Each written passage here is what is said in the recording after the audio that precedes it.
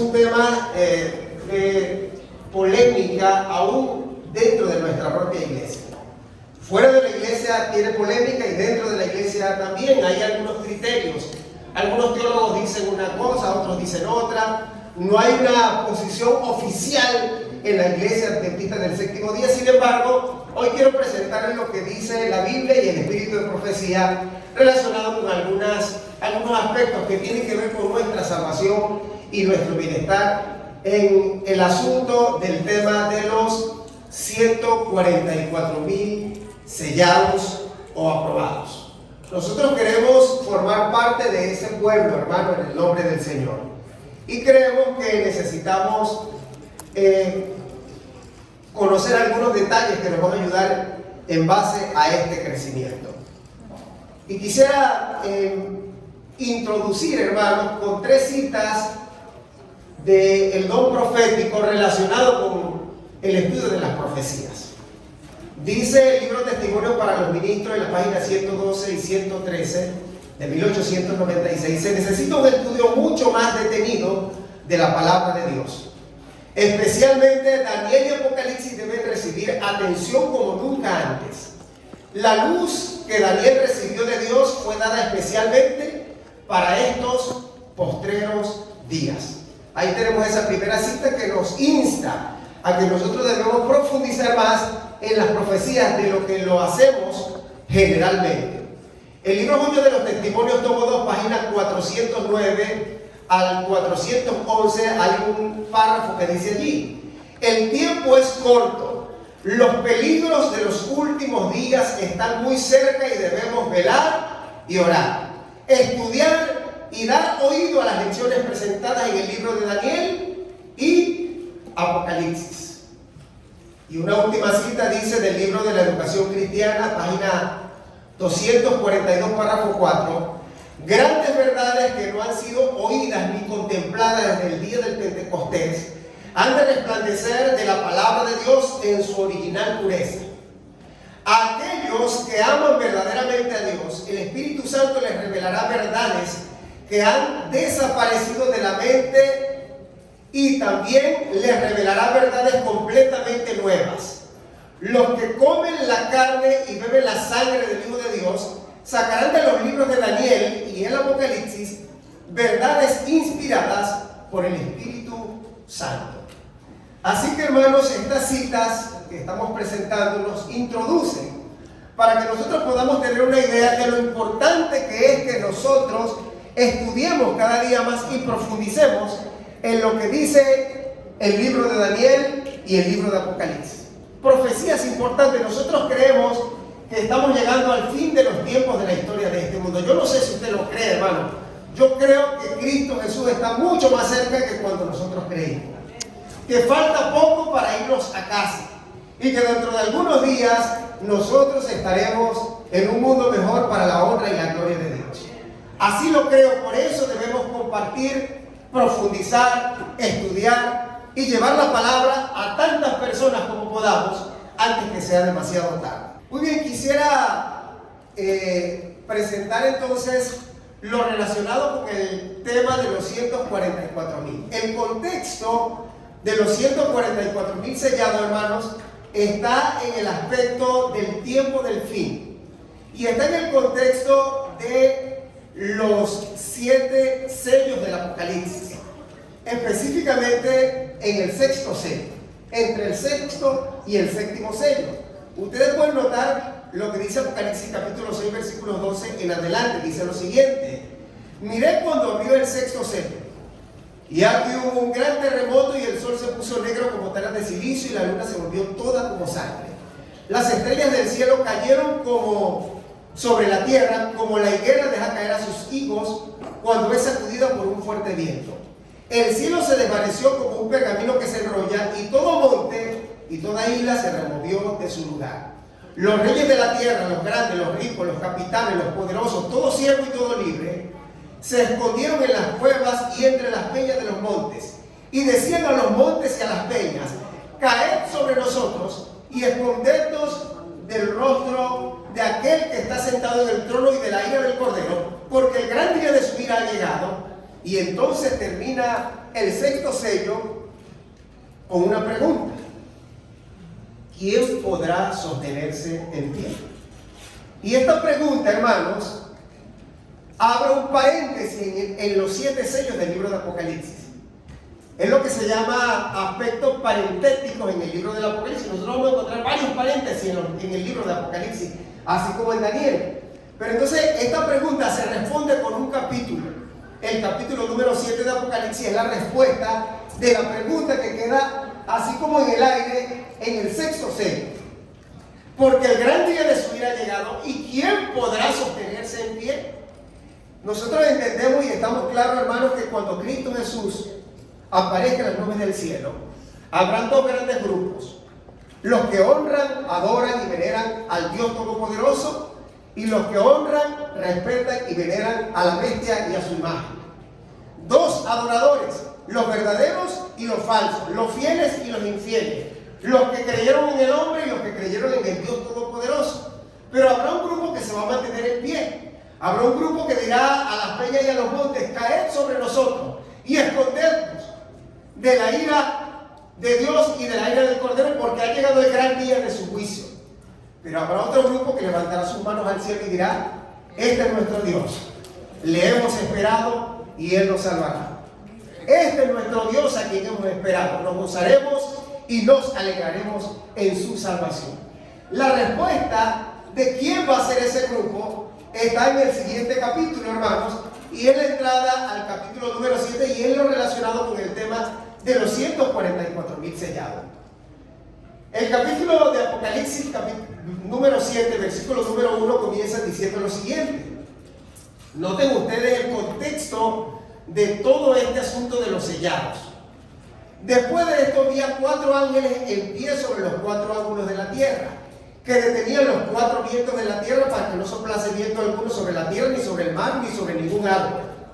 Vi también otro ángel que subía de donde sale el sol, y tenía el sello ¿de quién? Del Dios vivo.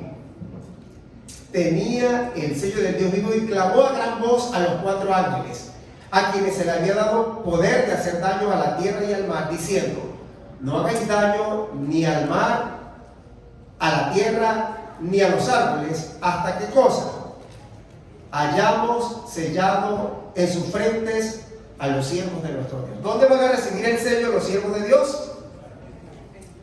En la frente, a diferencia de la marca de la bestia. Hay una diferencia. ¿Saben? Se han dicho muchas cosas de la marca de la bestia que no vamos a tratar el tema de la marca de la bestia. Solo queremos resaltar el sello de Dios. Pero se han dicho muchas cosas y es importante que nosotros resaltemos una diferencia.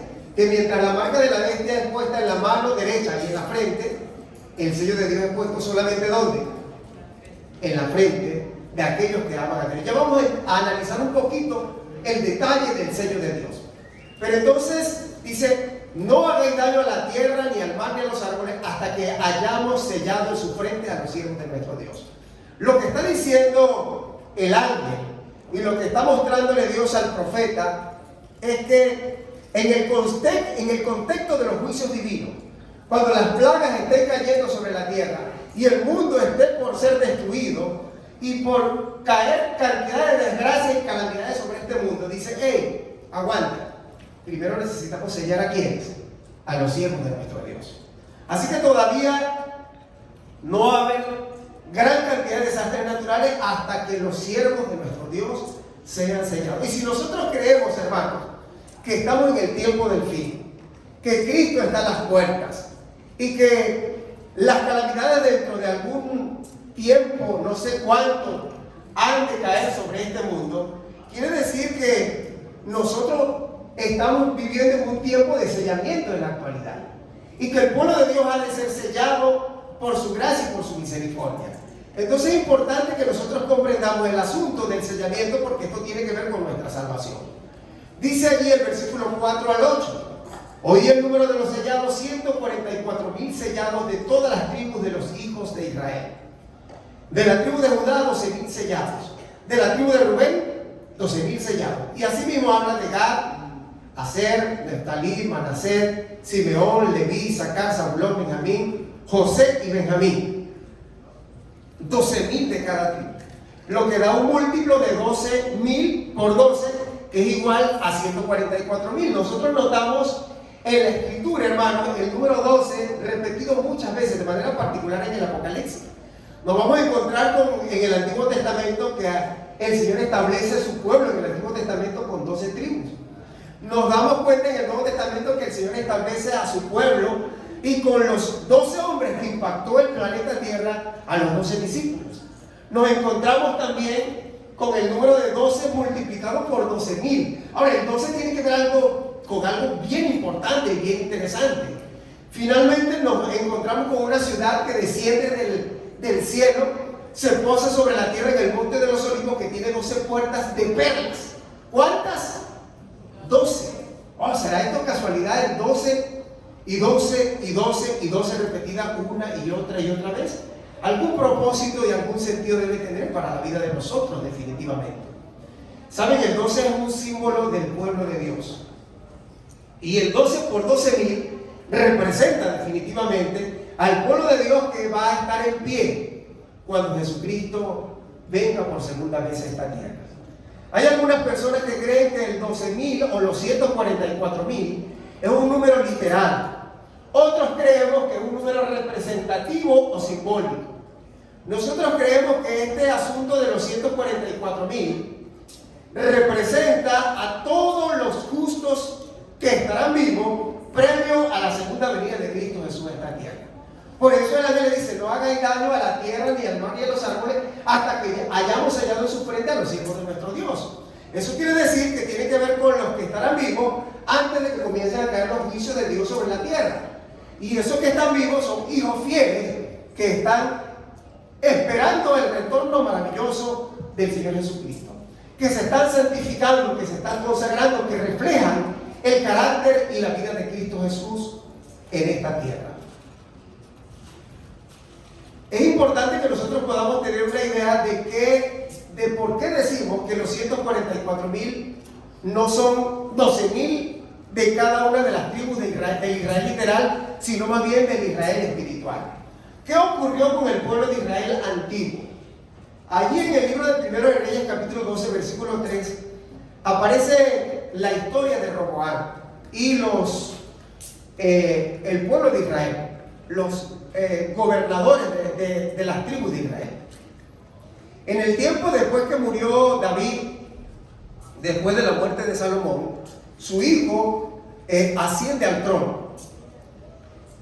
Y luego que él asciende al trono, había un problema en todo el pueblo de Israel. Las tribus estaban siendo, tenían impuestos económicos muy elevados. Y ellos dijeron: oye, ¿hasta cuándo nosotros vamos a tener esos impuestos? Vamos a ir a Roboam, al hijo de Salomón, y decirle: bueno, ya el templo se construyó. Si los impuestos eran por la construcción del templo, ya el templo terminó. Queremos que nos bajen los impuestos. Y fueron y se reunieron los gobernadores de cada una de las tribus. Y fueron a hablar con Roboam. ¿Saben ustedes, hermanos queridos, el tiempo del rey David y el tiempo del rey Salomón fueron los años de gloria del pueblo de Israel? Israel se convirtió en el tiempo de David y Salomón en la potencia mundial.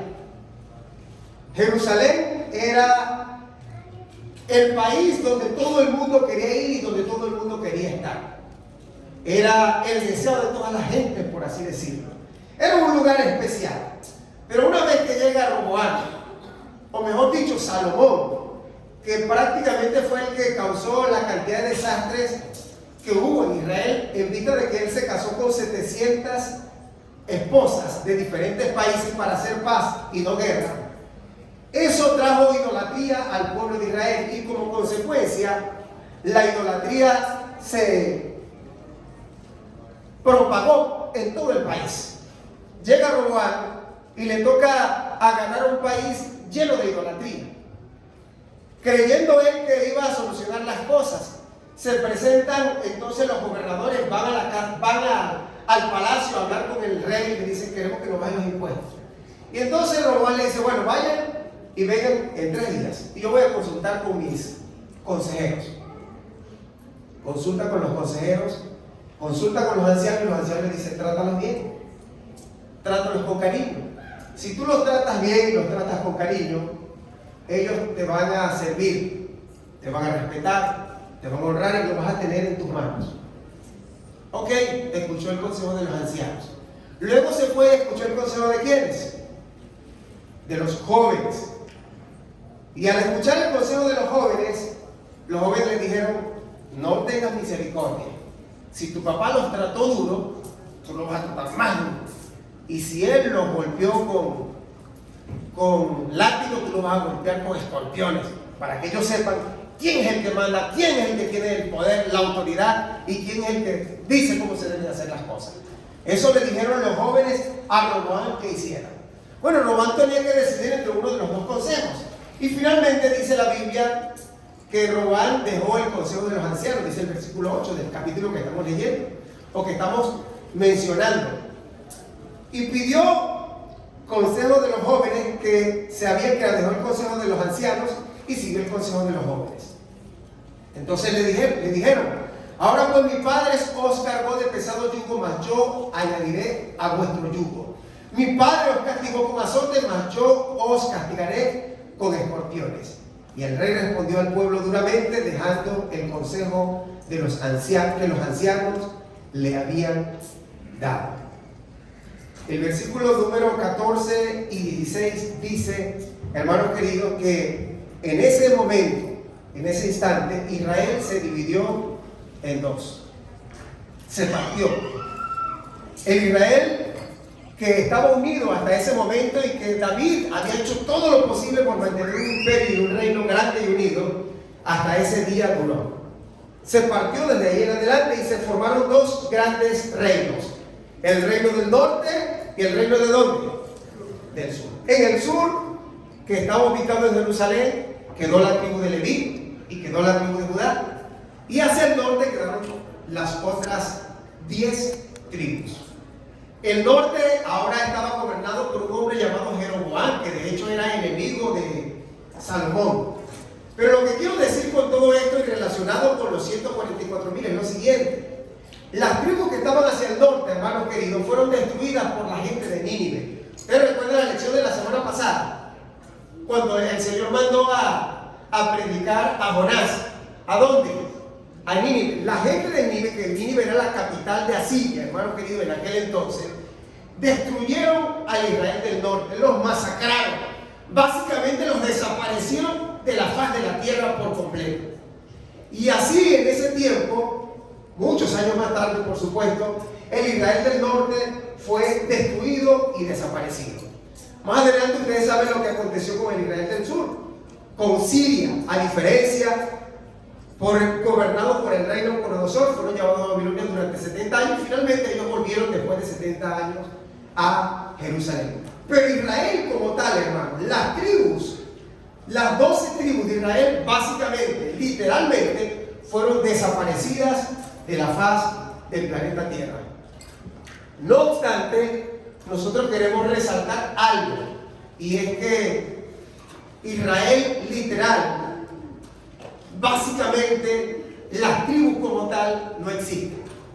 Pero hay un Israel espiritual que ama a Dios y que está entre esos 144,000 sellados que esperan que el Señor haga su obra maravillosa. Entonces, se han dicho muchas cosas de los 144,000, pero miren lo que dice la señora Guay relacionado con cuando una vez le preguntaron ¿quiénes son los 144,000? Le preguntaron a ella. Ella respondió lo siguiente, mensajes selectos tomo 3, página 56, párrafo 2. Yo no tengo luz sobre el tema en cuanto a quiénes constituirán los 144,000.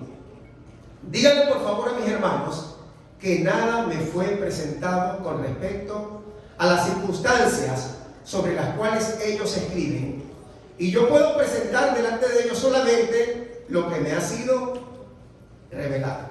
Ahí aparece cuándo fue escrito, en qué momento y el archivo y el documento donde se sacó, que escribió la señora White, relacionado con la pregunta que le hicieron. Así que es un tema, por eso es un tema controversial y es normal. Sin embargo, hay algo que yo quiero resaltar de los 144,000, hermanos, algo que sí es muy importante.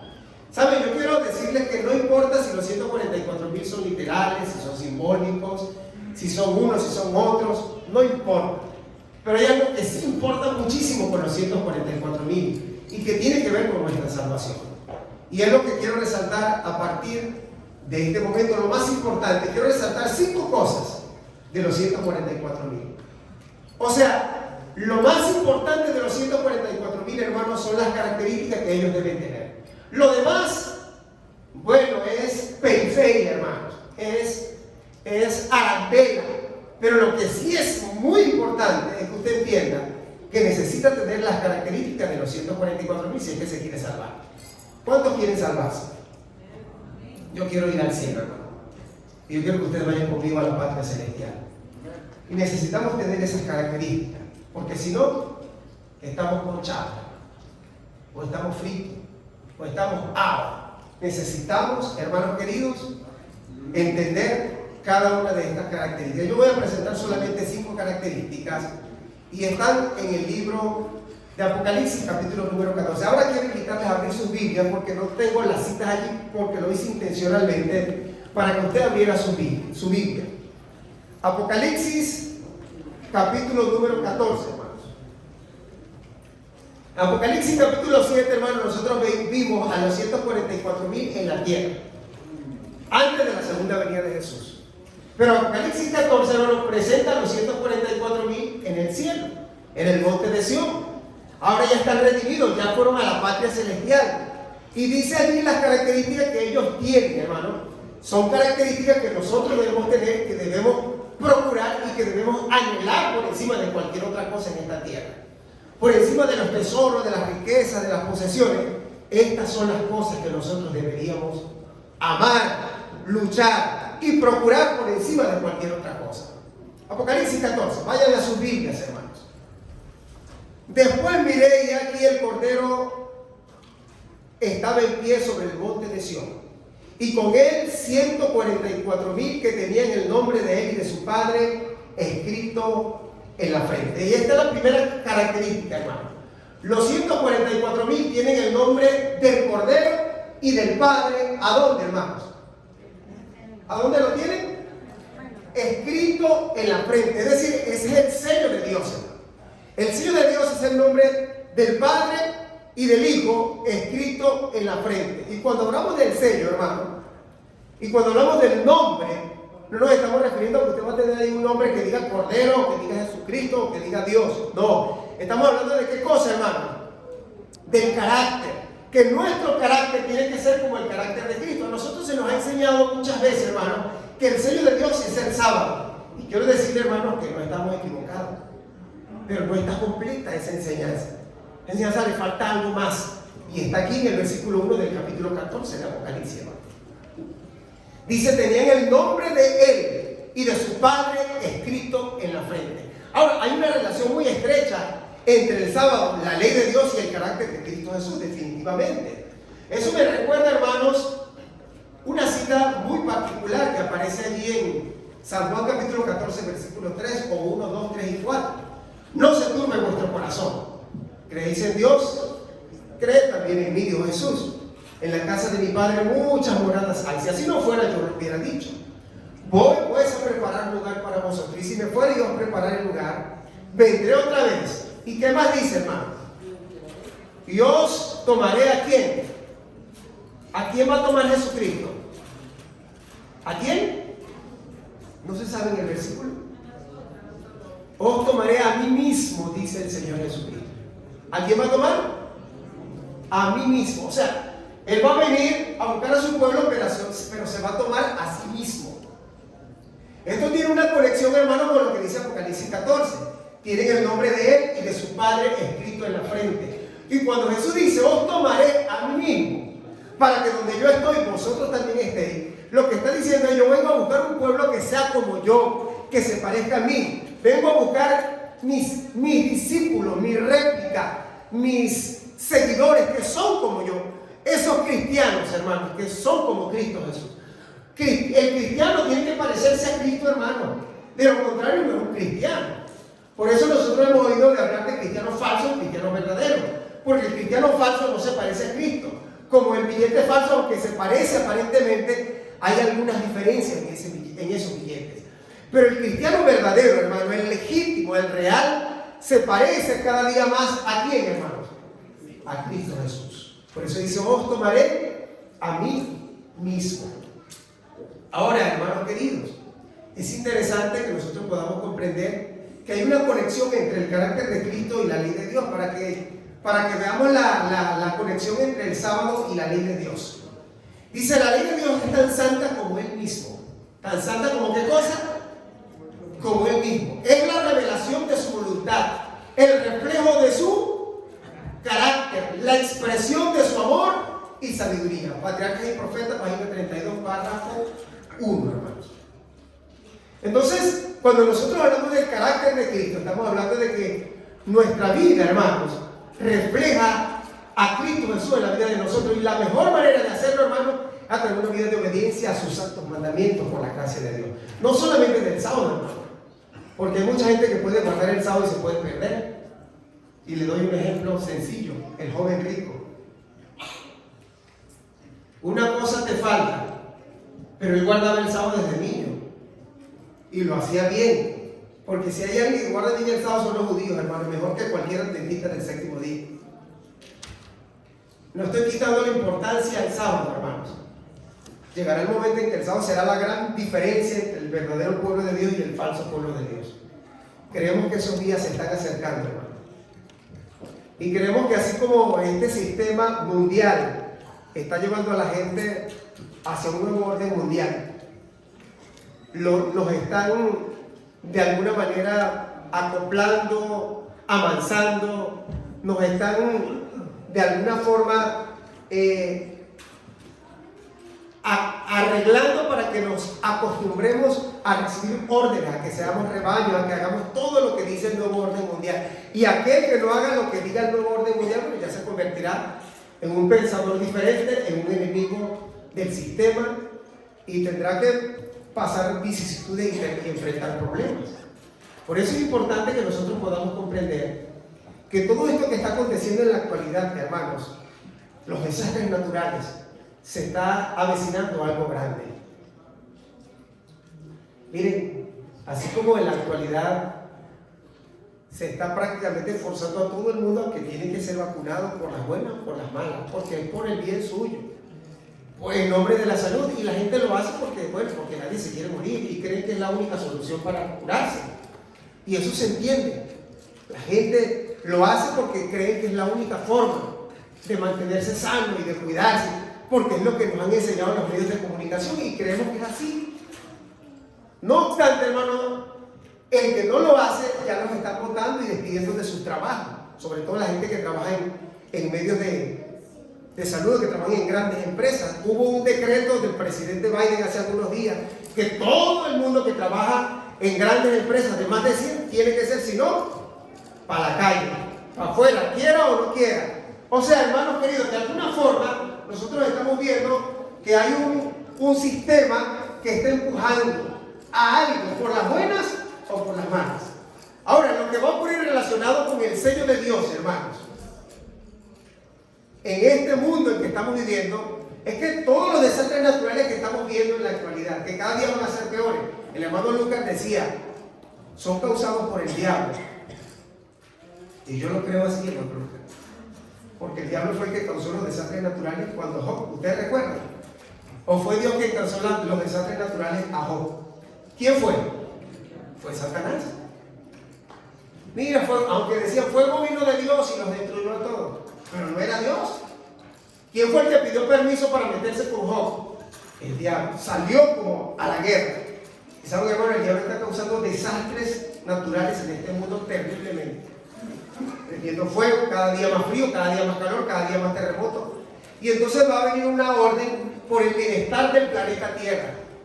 Debe haber un día de descanso mundial. Y los desastres van a ir aumentando y aumentando. Pero va a haber un grupo que va a ser rebelde, hermano. Que así como hay algunos que no se quieren vacunar, que son rebeldes, ¿verdad? Hay otros que también van a ser rebeldes con relación a qué cosa, hermano. Al sábado. Lo importante no es lo de la vacuna, lo importante, lo que entendemos de la vacuna es que nos están condicionando para que algo más grande que vendrá. Lo importante de esto, hermanos queridos, lo que estamos queriendo decir es que va a llegar un momento en que definitivamente todo aquel que no se alinee con el domingo como día de reposo, entonces van a ser los causantes y los culpables de qué cosa? De los desastres naturales. ¿Se está entendiendo, hermano? ¿Me capta lo que quiero decir? Finalmente entonces nosotros vamos a ser los culpables y sobre nosotros va a venir. Pero nosotros debemos entender que va a haber un pueblo que va a reflejar el carácter de Dios, que vamos a tener la ley de Dios en alto, que vamos a tener el sábado de Dios fiel y que se vamos a tener firme a pesar de que digan lo que digan y hagan lo que hagan. Va a haber un pueblo que ama y respeta el nombre del Señor por encima de cualquier otra cosa. Amén. Yo quiero ser de ese pueblo, hermano, que ama y respeta la voluntad. Yo no sé cómo hay algunos que le quitan la importancia a la ley de Dios y dicen que eso no tiene, que es una cosa de poca monta. Hermanos queridos, la ley de Dios es el reflejo mismo de qué cosa?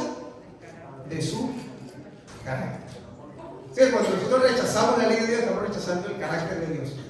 Cuando nosotros aceptamos la ley de Dios en nuestra vida con amor, con gozo, su santo sábado, y queremos parecernos a Cristo Jesús, entonces estamos aceptando su santa y divina voluntad. Los 144,000 hermanos queridos cantan un cántico nuevo. Bueno, esto es ya en la Nueva Jerusalén, pero ¿qué significa ese cántico nuevo? Miren lo que dice allí: delante del trono un cántico que nadie podía aprender sino aquellos 144,000. Es el cántico de Moisés y del Cordero, un canto de liberación. Ninguno sino los 144,000 pueden aprender aquel cántico, pues es el cántico de su experiencia, una experiencia que ninguna otra compañía ha conocido jamás. Son estos los que siguen al Cordero por donde quiera que fueren, habiendo sido trasladados de la tierra entre los vivos, son contados por primicias para Dios y para el Cordero. Lo que está diciendo el don profético aquí, hermano, es que los 144,000 van a ser trasladados vivos de entre los de la tierra. Son los que no conocerán la muerte, son los que estarán ahí, los que pasarán por la gran tribulación, los que tendrán una experiencia que nadie más ha tenido. Entonces usted va a decir: bueno, yo quiero llegar al cielo porque quiero conocer a Adán, quiero conocer a Pablo, quiero conocer a Esteban, y quiero conocer a David, a Salomón, la sabiduría, y bueno. Pero resulta, hermano, que cuando nosotros lleguemos a la patria celestial, los protagonistas van a ser los 144,000. Y cuéntenme, y David nos va a buscar, y nos va a buscar Salomón, y nos va a buscar a Adán, y nos va a buscar Esteban, y va a decir: hey, Moisés, cuéntenme, ¿cómo fue que hicieron para soportar toda esa gran tribulación que vino? Cuéntenos, ¿y cómo lograron? ¿Y cómo hicieron para mantenerse firmes y para mantenerse fieles en esa situación tan difícil que vino sobre el planeta Tierra? Porque va a haber una tribulación, va a haber un tiempo de angustia, hermano, cual nunca ha habido desde que hubo gente hasta entonces, ni lo habrá, dice el profeta Daniel. Y los 144,000 van a pasar por esa experiencia, una experiencia que nadie jamás sobre el planeta Tierra ha pasado. Por eso, el cántico de los 144,000, la experiencia que ellos deben pasar. Por eso es necesario, hermano, que usted y yo, que queremos formar parte de ese equipo, de ese pueblo, que va a estar vivo cuando Cristo venga, que va a estar en pie porque la venida del Señor está cerca, es necesario que nosotros cada día entendamos que debemos santificarnos, que debemos pulirnos, que debemos aferrarnos a la palabra, a la voluntad y a los principios de Dios por encima de cualquier otra cosa. Eso está allí en el conflicto de los siglos, en las páginas 706 y 707. El punto número 3 dice: no se contaminan con mujeres. Tenemos ahí Apocalipsis 17:5, dice: y en su frente un nombre escrito, un misterio: Babilonia la grande, la madre de las rameras y de las abominaciones de la tierra. Los 144,000 no se contaminan con ¿qué cosa? Con mujeres. Cuando nosotros pensamos en mujeres y creemos que los 144,000 es un asunto simbólico, las mujeres son un asunto ¿qué cosa? Simbólico. Representan iglesias, representan la mamá de las iglesias y representan las iglesias hijas. ¿Y quién es la mamá de las iglesias? ¿Quién es Babilonia la grande, la mamá de las rameras? El sistema que está queriendo gobernar el mundo en la actualidad y que se está uniendo con el gobierno de este país. Un sistema, hermano, se llama el sistema del Vaticano. Está queriendo dominar al mundo entero, hermano, de alguna forma. de alguna manera, y cuando logre tomar el poder, no va a actuar diferente de como actuó en los años pasados, no, va a ser igualito, la misma cosa, va a usar la fuerza, la coacción, va a usar, de alguna manera, va a tratar de que la gente haga lo que ellos quieren que se haga. Pero va a haber un pueblo que no se va a contaminar con sus enseñanzas, con sus falsas doctrinas, con sus falsas creencias. Pero hay muchos que van a aceptar, hermano, dice, la madre de las rameras. Eso quiere decir que hay una mamá y hay hijas que se contaminan, pero que va a haber un pueblo que no se va a contaminar, que se va a mantener firme, que se va a mantener fiel, que está en medio de todas esas iglesias, hermano, pero el pueblo del Señor, que no se va a dejar contaminar. Porque el Señor tiene pueblo entre la iglesia católica, muchos pueblos fieles, dicho sea de paso. El Señor tiene muchos pueblos fieles entre los evangélicos, entre los metodistas, entre los bautistas, entre los luteranos y en las diferentes religiones, hermano. Por eso Apocalipsis 18:4 dice, salid de en medio de ellos, pueblo mío, para que no seáis partícipes de sus pecados. Y si el Señor dice salir de ellos, de en medio de ellos, pueblo mío, es porque el Señor tiene en ese lugar, y en esos lugares, ¿qué cosa tiene? Su pueblo. No creamos nosotros, hermanos, que la iglesia adventista es la única. Todavía hay 7,000 hombres que no han doblado sus rodillas de barro. Hay hombres que están esperando cualquier cantidad de cosas o están esperando el toque clave para salir y declararse de parte de lo correcto y de parte del Señor. Por eso debe haber un zarandeo, hermanos. La iglesia debe ser sacudida. Y todo lo que tenga que ser sacudido saldrá como tamo, como hoja y como basura. Y todo lo que ha de permanecer firme va a permanecer en el nombre del Señor. Por eso es necesario que estemos anclados en las Escrituras, en la palabra, en la verdad, en Cristo Jesús, nuestro amante Salvador. Una cuarta característica de los 144,000 es que siguen el Cordero por donde quiera que va. Y si nosotros queremos seguir al Cordero allá en el cielo, tenemos que seguirlo primero a donde, hermano, aquí en la tierra. Él es nuestro modelo. Estos son los que han venido de grande tribulación. Han pasado por el tiempo de angustia, cual nunca ha sido desde que ha habido nación. Han sentido la angustia del tiempo de la aflicción de Jacob. Han estado sin intercesor durante el derramamiento de los juicios de Dios, pero han sido librados, pues han lavado sus ropas y las han emblanquecido. ¿A dónde, hermano? Y saben, hermanos, es necesario resaltar esa cita. Si hay algo que nos va a ayudar a permanecer fieles y firmes, no es que usted no haya cometido un pecado alguna vez en la vida. Porque ¿quién no ha cometido un pecado, hermano? Levante la mano el que nunca ha cometido un pecado, que yo, por cierto, no puedo tenerle en alto. ¿Quién no se ha equivocado, hermano? Pero nosotros tenemos a Cristo Jesús para lavarnos en la sangre del Cordero. Amén. Ahí está nuestra esperanza, ahí está la clave, hermano, de los 144,000. Cuando nosotros hacemos de Jesús lo primero, lo más importante y lo mejor, y deseamos que su carácter se refleje en la vida de nosotros, entonces nosotros vamos a tener una vida que sea como la de Cristo Jesús. Porque una vez que somos limpios y somos lavados y somos salvados, entonces nosotros no vamos a querer ensuciarnos más, ni vamos a querer vivir en la suciedad, en los cochinos, hermano. Nosotros queremos vivir en la pureza por la gracia de Dios. Cuando un cristiano, hermano, recibe a Cristo Jesús en el alma y en el corazón, entonces ocurre lo que dice el apóstol Pablo: las cosas viejas pasaron, de aquí todo eso hechas nuevas. Cuando los cristianos vivimos en un pecado, y en un pecado, y en un pecado, y en un pecado, y en un pecado, y acariciado, y no lo soltamos, y no lo soltamos, va a llegar el momento, hermano, en que ese pecado va a acabar con nuestra vida y nos va a destruir. Pero yo no sé qué tipo de pecado tú estás enfrentando, pero yo sí quiero decirte, hermano, que está el Cordero de Dios ofreciendo su sangre para que seas libre, para que seas limpio y para que recibas su gracia y su misericordia y finalmente formar parte de esos que han de ser sellados por su gracia y por su amor. El último punto que quiero resaltar es que dice: en sus bocas no se halla mentira, pues son sin mancha. ¿Quiénes? Los 144,000. ¿Y por qué no tienen mancha? Porque han sido lavados en la sangre del Cordero. Amén. Alabado sea el Señor. Por eso no tienen mancha. Antes de mucho, las puertas del cielo se abrirán para recibir a los hijos de Dios.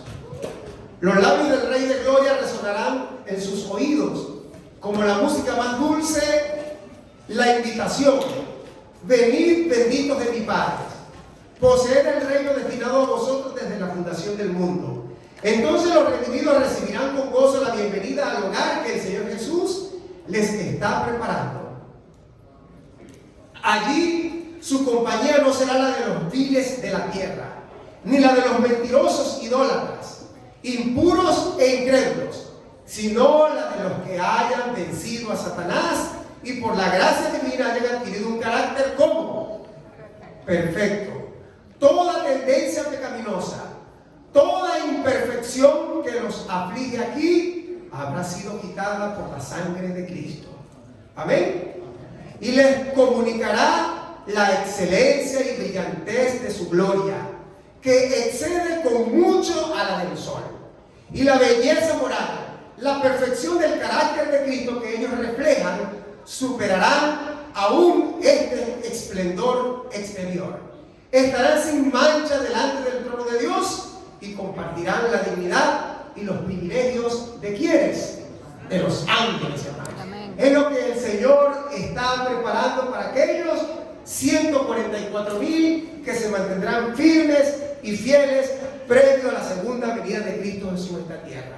Hermano, yo no sé usted, pero yo creo que nosotros vamos a pasar por esta gran tribulación. Yo creo que nosotros vamos a ver las 7 postreras plagas caer sobre esta tierra y vamos a ver la protección de Dios sobre sus hijos, sobre usted y sobre mí por la gracia de Dios. Yo creo, hermano, firmemente que la venida del Señor está más cerca de lo que nosotros nos imaginamos. Y es necesario, hermano querido, que nuestras vidas estén a la altura de cristianos que aman y honran a Dios, que tengan el carácter de Dios en sus vidas. Termino, hermano, mencionando entonces el aspecto del sellador, porque necesitamos que el sellador nos selle a nosotros. ¿Quién es el sellador, hermanos? Efesios 1:13. En él también vosotros, habiendo oído la palabra de verdad del evangelio de vuestra salvación, y habiendo creído en él, fuisteis sellados ¿con quién? Con el Espíritu Santo de la promesa. Por eso no me parece raro, hermano, que algunos hablen en contra del Espíritu Santo y no acepten al Espíritu Santo como parte de la deidad. Porque el Espíritu Santo es el único que puede sellar, hermano. El trabajo del Espíritu Santo es sellar a los redimidos para el tiempo del fin. Él es el que va a hacer que en nosotros se refleje el carácter de Cristo Jesús. Efesios 4:30, no contristéis al Espíritu Santo de Dios, con el cual fuisteis sellados para el día de ¿qué cosa? De la redención. Hechos capítulo 2, versículo 38, Pedro les dijo: arrepentíos y bautícese cada uno de vosotros en el nombre de Jesucristo y recibiréis el don del Espíritu Santo.